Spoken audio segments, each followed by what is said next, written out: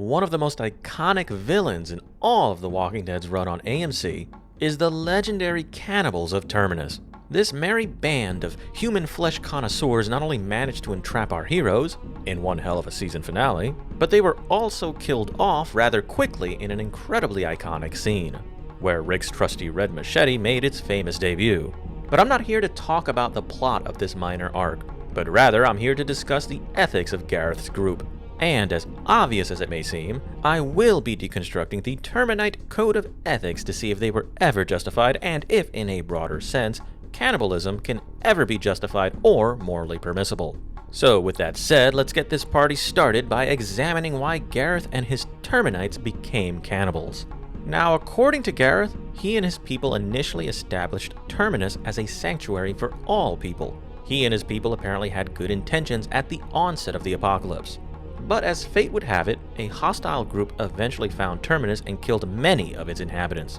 Gareth and his people were then imprisoned in train cars while all of the women were molested and raped. Eventually, Gareth and his people managed to escape their captivity, and then they would eventually kill all of their persecutors, while caging a few people for the sake of torture. But as time went on, a lack of resources led the Terminites to cannibalize their former oppressors. After having been exposed to the delicious taste of human meat, the Terminites decided that the best way to meet their food needs was to attract other survivors to Terminus, thus eventually eating everyone who arrived at their doorstep if said newcomers did not accept cannibalism or if said persons were threats. With all that being covered, the question still stands. Was Gareth right to cannibalize his former captors, and was he right about cannibalizing innocent or even violent people? So let's just go ahead and get this out of the way from the get-go. Cannibalism is weird as fuck, but I think we can, potentially, deem it to be permissible under certain circumstances. For example, eating one's own brutal oppressors isn't exactly that terrible if and only if they conducted the punishment in a humane manner. We know they often knock out human cattle before proceeding to slit their throats. And you know what? That's not actually too horrible insofar as post-apocalyptic standards are concerned. The soon-to-be human Happy Meal doesn't really feel much pain through such a process. But we also know that if the Terminites don't like you, they'll straight up torture you and eat you while you're conscious. And if you escape, they'll literally try to hunt you down. This is definitely cruel and unnecessary. So odds are that the people they punished experienced an unethical punishment. In fact, I think it's rather clear that these people did not experience the more emotionally dispassionate and sterile meal prep process. But if they did punish their initial oppressors in a humane-ish manner, then I guess we can say such a punishment is permissible? I mean, especially considering that these marauders needlessly killed, tortured, imprisoned, and raped the Terminites. But as stated earlier, odds are that they did not grant their former aggressors a graceful ending. And then there's the people that they ate seemingly for no reason.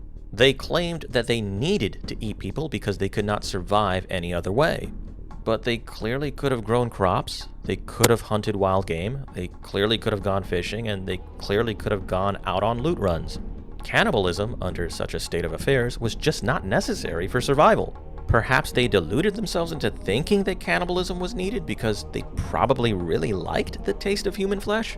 Who the fuck knows? The point here is that they were wrong. But could it be permissible or even ethical to cannibalize people in general? In order to answer this question, we're gonna have to conduct a thought experiment.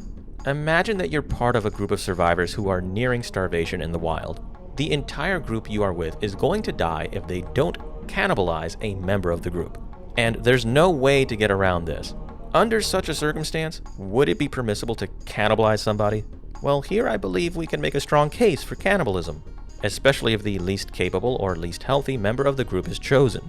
But once the decision is made, the act ought to be performed humanely.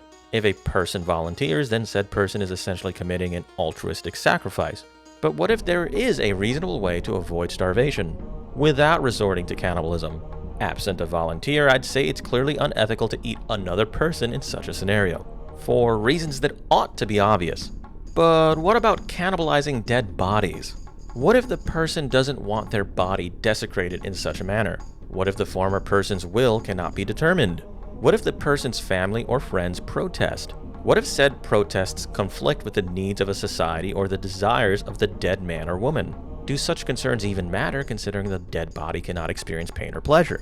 I think you can clearly permit the consumption of recently deceased bodies in some circumstances, while also clearly prohibiting such an act in other circumstances. Be that as it may, I don't really see how we can say that Gareth and his Terminites were right. One could even make a strong case for Rick's termination of the Terminites, considering that their execution possibly prevented many needless deaths. Anyways, if you like this sort of content, please like, share, and fucking subscribe.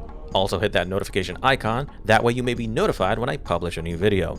Also remember that you may opine anytime if you feel so inclined, down in the comments section. I'm Captain Gold, and I hope to see you in my next Gold Standard video.